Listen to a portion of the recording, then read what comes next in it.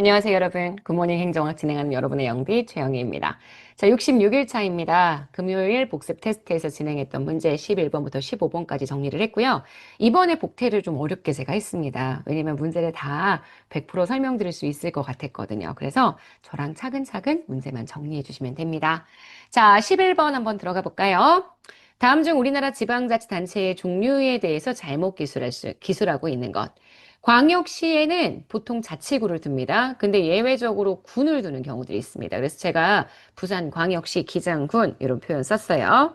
하지만 특별시에는 군이 없습니다. 서울에는 군이 없죠. 서울특별시 안에는 자치구만 둡니다. 맞고요. 자치구는 시군이라는 기초자치단체에 비해서 자치권의 범위가 조금 적다. 이렇게 얘기했고 제가 지방세의 항목을 보셔도 알 수 있다라고 얘기했던 거죠. 그래서 요거 맞는 선지가 되고요. 어이구, 넘어갔네요. 당황했습니다. 특별지방자치단체의 장은 지방자치법상 겸임 제한 규정이 있다라고 하더라도 구성지방자치단체의 장이 겸할 수 있다라고 얘기를 했습니다. 그래서 이거 틀린 선지. 그래서 특별지방자치단체의 장은 구성지방자치단체의 장이, 특별지방자치단체의 의회 의원은 그 지방자치단체를 구성하고 있는 구성지방의회 의회 의원들이 겸할 수 있다고 말씀드렸죠. 말이 막 꼬이네요. 자, 3번 X. 4번입니다. 인구 50만 이상의 시가 자치구가 아닌 구를 갖습니다. 우리가 그런 구를 행정구라고 얘기하고요. 행정구를 가질 경우에는 도의 일부 사무를 직접 처리할 수 있다. 네, 행정구의 형태라고 이야기한다면 도의 일부 사무를 직접 처리할 수 있는 특례가 있습니다. 맞습니다. 자, 12번입니다. 지방자치법상 지방의회에 대한 내용으로 옳지 않은 것.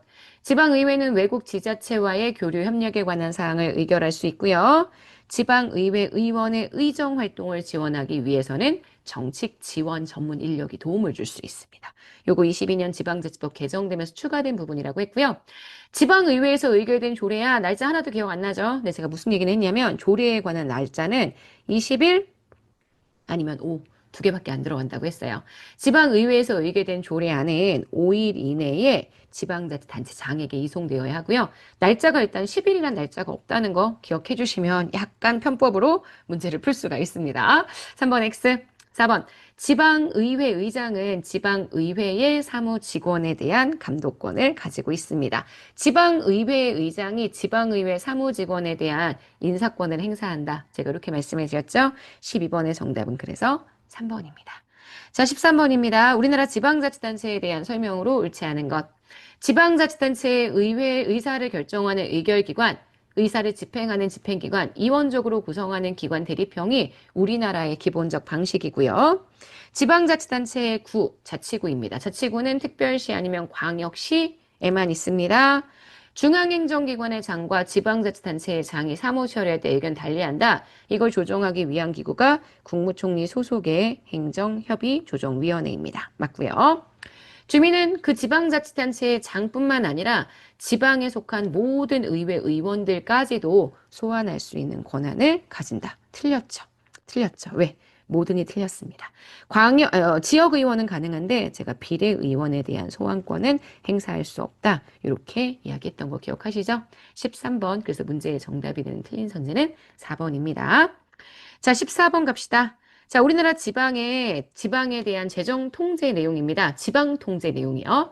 이에 대한 설명으로 옳은 것. 이거 조금 까다로웠을 텐데 문제 풀다 보면 사실 그렇게까지 어려운 내용은 아니다는 생각이 들 거예요. 처음에 접근하기가 힘들어서 그렇지 용어는 좀 쉬운 편입니다.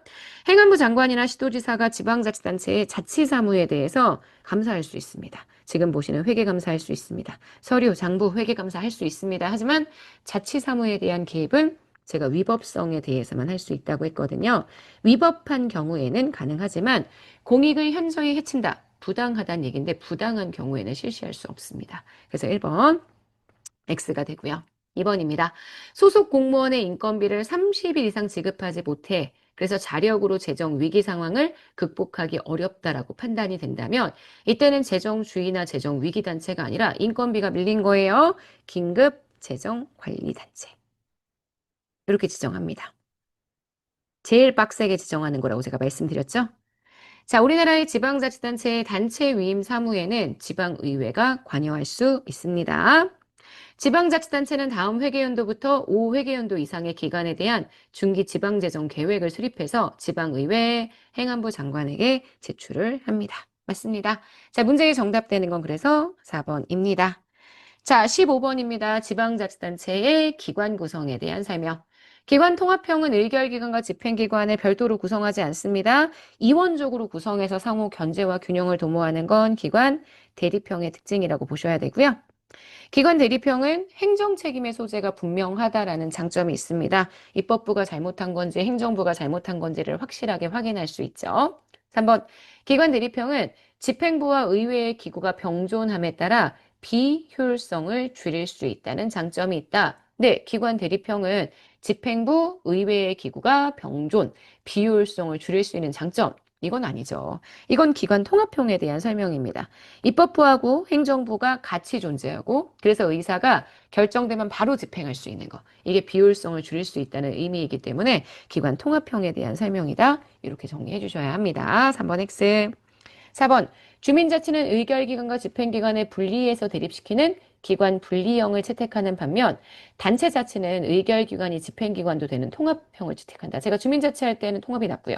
그 다음 단체자치 할 때에는 집행기관에 별도 두는 게 되게 중요하기 때문에 보통 분리시키는 형태를 쓴다고 했죠. 그래서 주민자치가 아니라 이건 단체자치에 대한 설명. 뒤에 거는 단체자치가 아니라 주민자치에 대한 설명입니다. X죠? 그래서 문제의 정답이 되는 건 현재 2번이 되는 거 보실 수 있습니다. 자, 여기까지 해서 15분 문제까지 마무리했습니다. 자, 이제 우리 이 기본 개념 복습 스터디의 이제 마지막 날이 두근두근 다가옵니다. 내일 67일차 통해서 마무리하도록 할 거고요. 여러분 그때까지 꼭 본방사수라고 얘기하면 좀 웃기지만 절대 빠지지 말고 복습을 끝까지 완료하는 것 자세해 주세요. 아셨죠? 자, 여러분, 우리는 내일 아침에 만날게요. 오늘 하루 여러분 거고요. 내일 아침에 반가운 얼굴로 인사합시다. 여러분, 안녕.